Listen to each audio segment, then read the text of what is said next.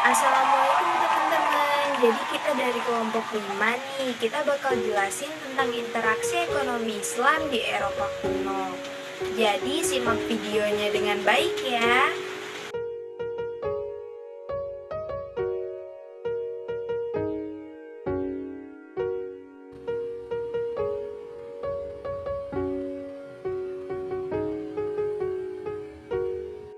Oke, sekarang kita masuk materi pertama, di mana materi pertama merupakan tentang tradisi administratif atau tradisi administrasi.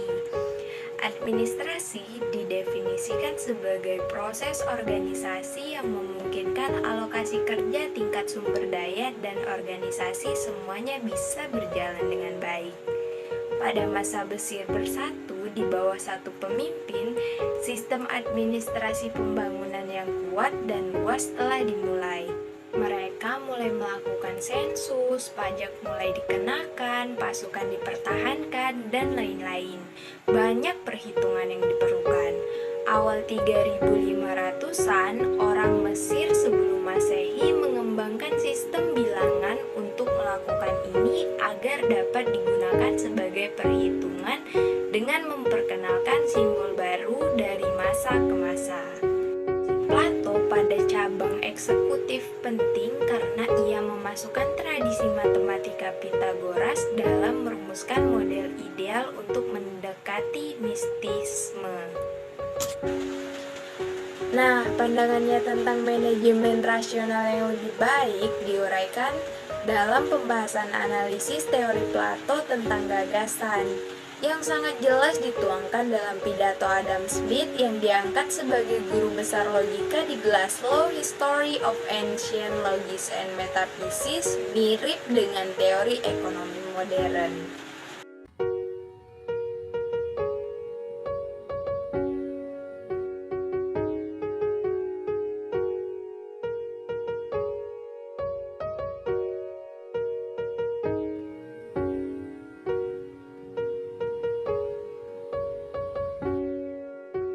Assalamualaikum warahmatullahi wabarakatuh. Saya Sinta Mawarni di sini akan menjelaskan tentang tradisi moral.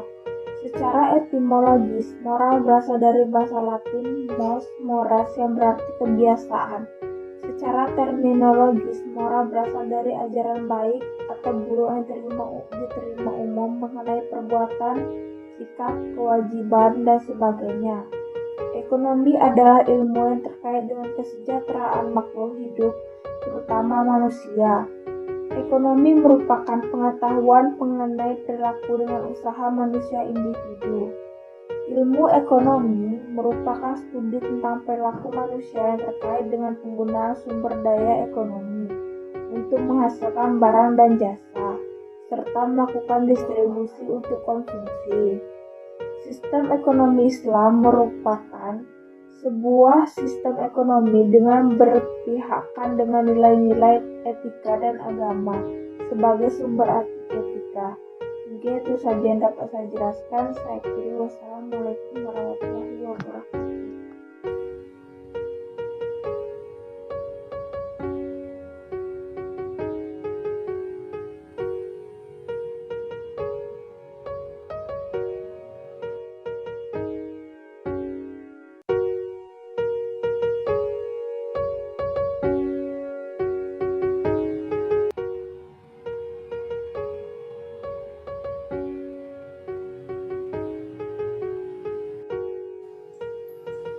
C.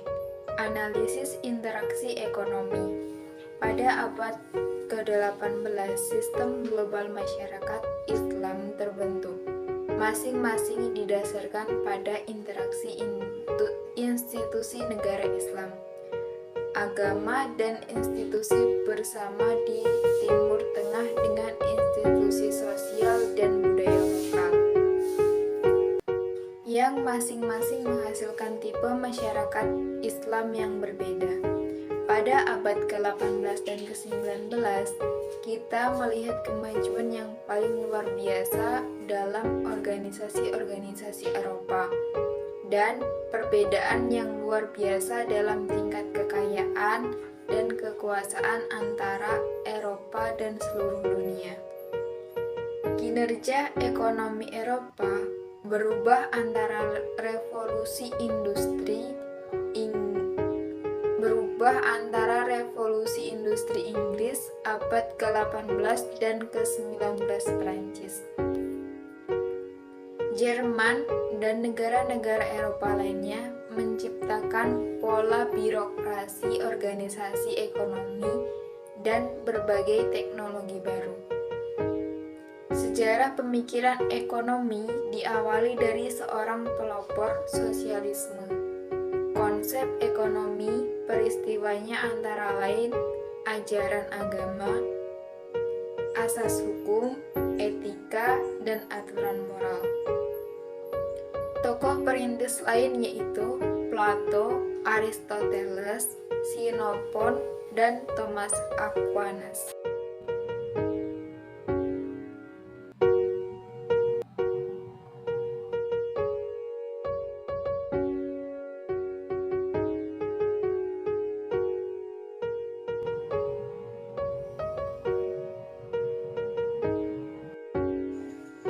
Oke, untuk materi selanjutnya atau materi yang keempat yaitu materi tentang hukum Romawi dan teori pasar. Adapun sejarah mencatat evolusi hukum dan sejarah hukum kuno yang dikembangkan oleh Kekaisaran Bizantium dan Romawi. Dunia Islam yang cukup maju di dunia timur juga telah mengembangkan hukum yang diilhami oleh hukum Islam yang bersumber dari Al-Quran dan hadis. Diskursus mekanisme pasar dalam ilmu ekonomi tidak dapat dipisahkan dari paradigma ekonomi pasar. Seiring dengan perkembangan ekonomi sosial dan ekonomi kapitalis. Sekian.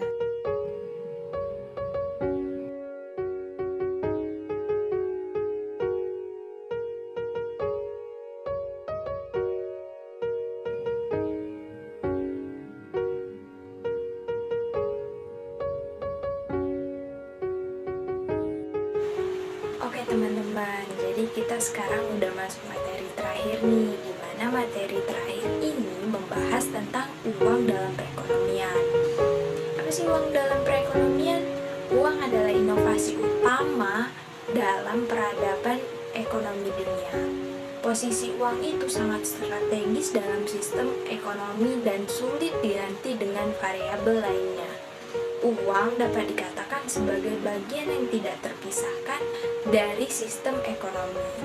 Nah, ada nih beberapa fungsi uang dalam perekonomian, yaitu sebagai alat tukar-menukar atau alat perantara dalam kegiatan tukar-menukar atau yang dinamakan dengan medium of exchange, satuan hitung atau unit of account, atau dapat menjadi pengukur kegiatan perekonomian, penyimpanan nilai atau store value. Selanjutnya, Mustafa Edwin itu bagiin fungsi uang itu jadi dua loh. Yang pertama yaitu pembakuan nilai atau standard of value. Yang kedua, pembakuan pembayaran tangguh atau standard of different payment. Selanjutnya yaitu 5 tahapan dalam sejarah perkembangan uang. Nah, 5 tahapan itu, yang pertama yaitu tahap sebelum perdagangan barter, yang kedua tahap perdagangan barter, yang ketiga tahap uang barang atau commodity money, yang keempat tahap uang logam, yang kelima tahap uang kertas. Nah, selanjutnya fungsi dan tujuan kita memegang uang. Jadi, uang itu sebagai alat tukar-menukar atau medium of exchange. Uang sebagai satuan nilai atau measure of value. Uang sebagai standar atau ukuran pembayaran yang tertunda atau standard of different payment. Selanjutnya, uang sebagai alat penyimpanan nilai dan kekayaan atau store of value dan store of wealth.